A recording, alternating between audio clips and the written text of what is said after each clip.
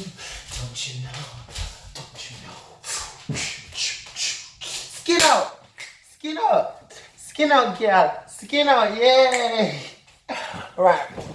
Hello. So. Let's get into this video because it's definitely been a long time. I look like Jesus in it. But why I haven't had sex, what I've learned about not having sex, and why it's an amazing thing. For one, nowadays I think things are too sexualized. I think everyone is sexed up and horny all the time. And it's so bad because like you never know who's being genuine and who's not, because if you thought that people were trying to use you for sex before, nowadays people are so slick and sly with it, like you'd never even know. But when you take sex out of the equation or out of the situation, and you truly get to see someone properly without the sex happening, you will be pleasantly surprised how people act and how people receive it. Like, there's people that don't understand. Like, I find it odd for people not to understand why I haven't, like, than to be for it. Like, I would expect more people to be like, oh yeah, good, it shouldn't be like a big deal, but people make a big deal like, oh my God, how are you doing that? It's like, I'm just not having sex. I've never valued sex like that anyway. I've always valued it in a different type of way. Like, I've never been able just to get it off and get on with and, you know, done that. I've always had a picture of my head how I've wanted to have it and how I want the situation to be. And it's always been in a relationship and it's always been like that. Unfortunately for me, the few times I've had it, I was just seeing the people the few times, and the last time was in my ex, so when I was in a relationship, and that was like 2 years ago, and I didn't even know it was 2 years ago. I thought it was 1 year ago, and it's only when I was thinking back last week I was like, oh shit, I ain't had sex for 2 years, not 1 year, you know. So yeah, it gives you clarity. Like, when I've had sex, there's always been certain periods in between it anyway. I remember like the first time I ever had sex was like 2011. That was like my first. And then I did not have sex after that to 2013. Then 2015. And then there was like 2 instances in 2015? No, 2 in 2015. Then I met my ex in 2016. Yeah. Oh, I had one before him as well, like when we was dating, like maybe in the February. Remember that.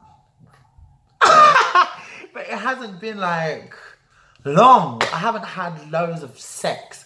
So I've never really valued sex, like, oh my word. And I've never needed to, because I've never really wanted my body everywhere like that. I mean, I've always been a bit envious when people can just go and just get off and have one night stands and stuff. Because sometimes when you have a release and you want to release, I do understand that urge, but I think I've just manifested it into something else. What I've learned, like, it definitely keeps you away from a lot of dickheads. It definitely, because you do have a few people that feel like they can try and push their luck, but I feel like that was them. I feel like when you conduct yourself differently and when you grow and it's not something that can ever be compromised, and you portray that out there of just the way that you carry yourself, I think it really detaches a lot of idiots, because a lot of people used to come and still try and test their way and all that rubbish, but that has not happened over this last year or so. The people that I've met, that have come into my life, have been much more different than anyone ever before. I don't know why that is, but it's very different, to be honest. Very professional people I've attracted since I broke up from my ex. Yeah, but nothing happened there. And what I've learned, it just allows me to really see somebody more and appreciate the little things when sex is off the cards. Like, that anticipation builds up in such a serene and beautiful way. So it's little stuff like when you kiss, it's just a bit more passionate than a normal kiss, or when you're touching, it's just a bit more passionate. And everything, it has an element of sexual tension in it, but it ain't this. You get? So it just feels a bit more. So when you're kissing, you want more, and then they're touching you.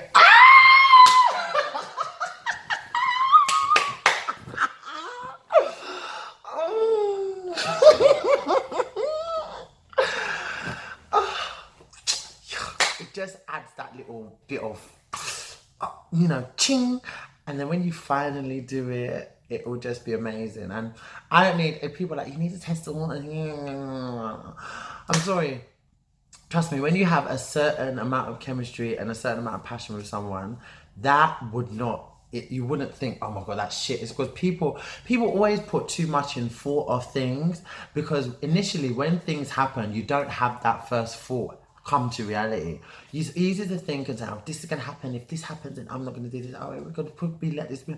When you have a certain amount of emotion for someone, like, who cares? Like, it will be good just because of that built up tension. So it would just be a bit more fiery, You're proper doing it. You're like, I'm looking back.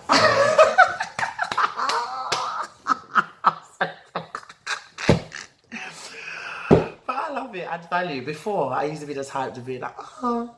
I remember before I was like, I don't want to have sex until marriage. I'm waiting that long. That's something else. Like that's something else. Anyone that can do that is amazing. I can't, and I won't. But when you're official, I can justify that to myself if anything goes wrong. But I can't justify marriage, because one thing I don't like about that, because it takes away the fun and the building of someone getting to that place to want to marry you. It's like now they have to, and now they feel like they have to. It's like everything is a must. It turns into, I think it takes a fruitfulness of actually getting to that point where, and it takes the choice away from someone to be like, you know what, I actually think I'm ready to marry this person. Like, I feel like it takes all that away. So I wouldn't even bother thinking about that. Why would I want to do that for? What happens if I don't get married in 7 years? Oh my God, I'm sorry. No, I can't wait till marriage. If anyone could do that, fantastic. For me, get it in here soon. I won't punish anyone like that. You can definitely come and get it.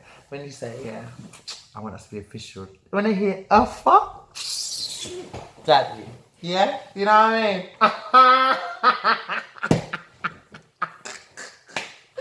I'm so stupid.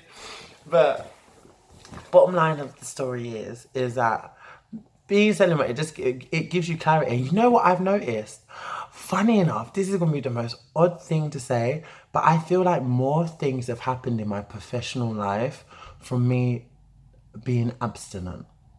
So for me not being so sexual, it's kind of driven a lot of stuff that I've been doing and participated in, and just like allowed me to be a lot more focused on things that I need to do. It's so weird that I'm even saying that, but it really has given me a good focus. But don't allow anyone to make you feel like you need to have sex, or sex is an important thing. If you meet someone and they're like, well, if you're not giving me this, no, because it shouldn't even be like that. Everything is when you're ready. Sex is not by force, for fuck's sake. It's meant to be something that should be celebrated between two people that love and cherish each other. And I want that. I mean, if you can go and get your rocks off, go for it. Knock yourself out. Just not all of us are like that, I would say unfortunately and unfortunately, because bitter sweet. Sometimes it's nice just to just get out there like that. And I'm happy that I'm personally not like that, because I think, I believe in energies, not everyone deserves to be up in your spirit all the time. I don't know, I could be sleeping with, God knows who I could be sleeping with, that I'm allowing, anyone to come inside and out. And I think it even more matters when you bottom. I think as a top, it's different. But when you're allowing someone to fuck you and come inside you, no. Imagine me allowing every Tom, Dick and Tunde to be coming in and coming inside me to the point where I don't know my body count. inside me, no. As a top, I think it's different. I think the mentality is different. And if you guys don't know what that is, top is the one that gives, bottom is the one that receives, first likes both. And for me, I've done both. I've been top and I've been bottom. But there's something about being a bottom that I love. I love receiving. I can top too. I don't have a problem with it. I can be very versatile if I wanted to. But I haven't had sex either way, by the way. I mean, it's celibacy is both back and front. I just wanted to say that because I thought I should share this video because I've definitely had some conversations with it in my private life, and I thought, you know what, I think it'd probably just be good to let people know that, you know, that black men there are a few out there that don't value sex to the point where I have to be getting it every second. And I do believe in the making love. And that's the thing, I don't want to be treated like a piece of meat. My body is amazing, man. What the fuck do I want to be slung around and hooked from pillar to post from any Tom, Dick and Harry? If someone's going to make love to me, yeah, you're going to fuck me slow. You're going to fuck me rough. You're going to fuck me like I'm an apparatus. You're going to do things, tips and tricks that I have never even experienced. You're going to put your willy so deep in me, it's going to make me call my mummy. Yes. And someone needs to see me that vulnerable. All these faces, all these, and those noises, and it should be for everyone. To fear quite. God forbid. Never. Oh my God. Imagine everyone knowing how I moan. No. So yes, 2 years, honey. 2 years and counting. 2 years and counting. Proud of myself, man. Fucking hell. Very proud. Mum, you done well, you know.